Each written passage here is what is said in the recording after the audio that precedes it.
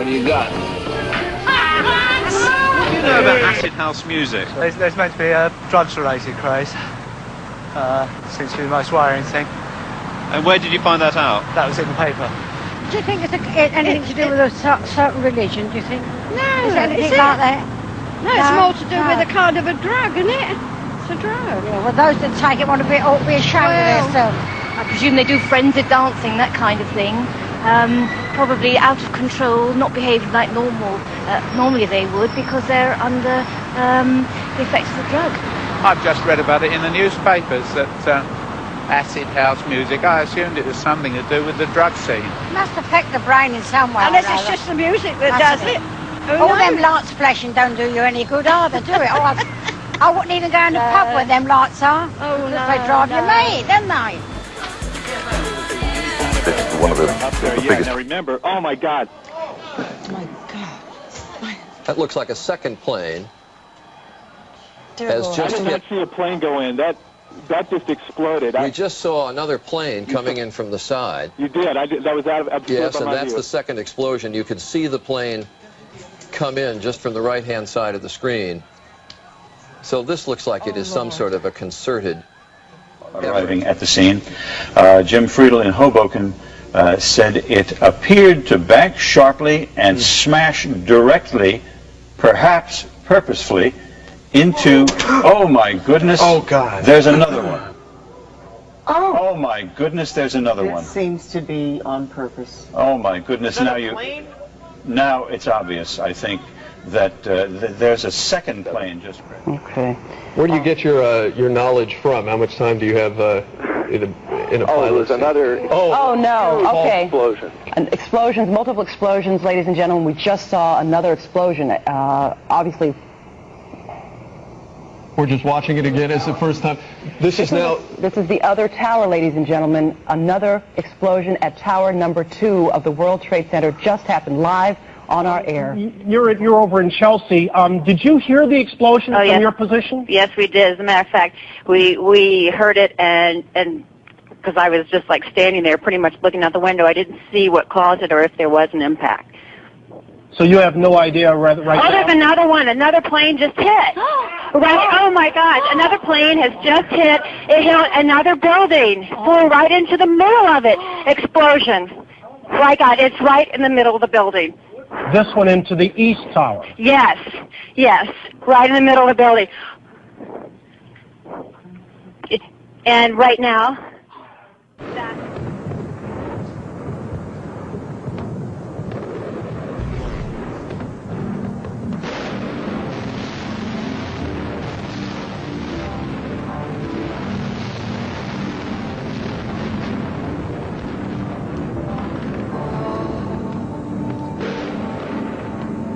At this hour, American and coalition forces are in the early stages of military operations to disarm Iraq, to free its people, and to defend the world from grave danger. On my orders, coalition forces have begun striking selected targets of military importance to undermine Saddam Hussein's ability to wage war. These are opening stages of what will be a broad and concerted campaign.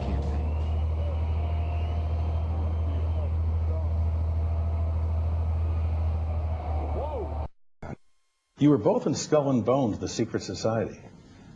It's so secret we can't talk about it. What does that mean for America? The conspiracy theorists are going to go wild. I'm sure they are. I don't know. I haven't seen the web. Number 322? First of all, he's not the nominee.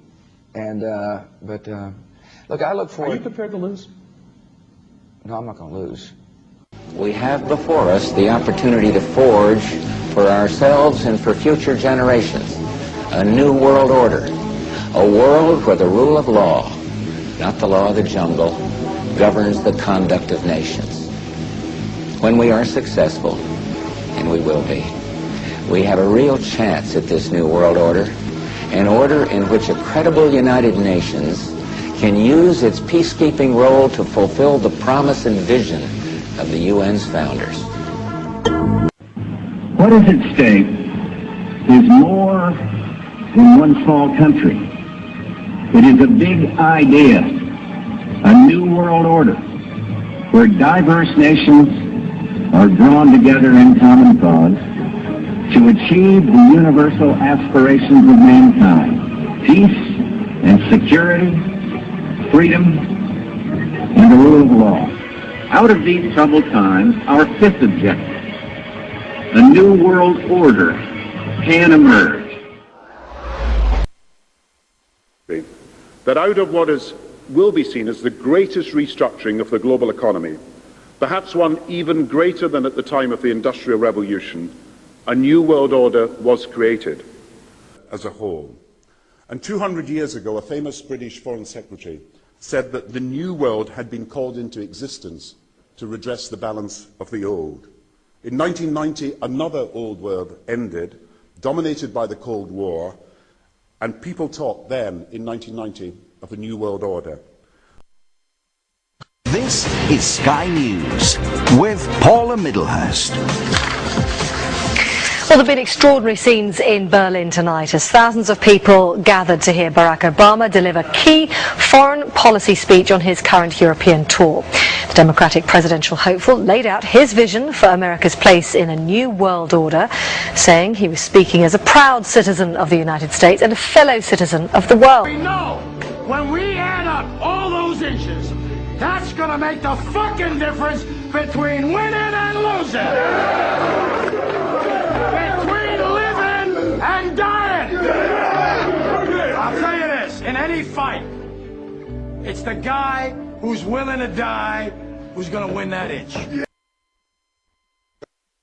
Let me tell you something you already know. The world ain't all sunshine and rainbows.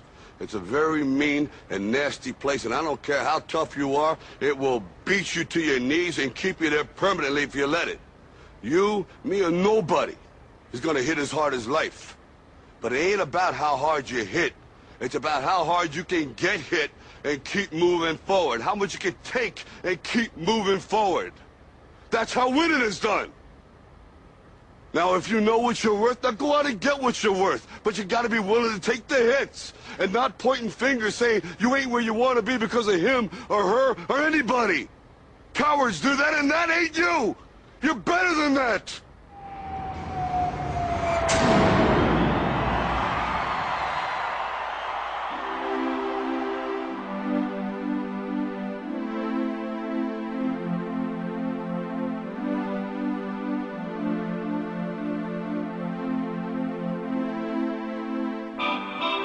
Let's dance in style, let's dance for a while. Heaven can wait, we're only watching the skies. Hoping for the best, but expecting the worst. Are you gonna drop the bomb or not? 'Cause everything that's been has passed. The answer of part of the past. The past.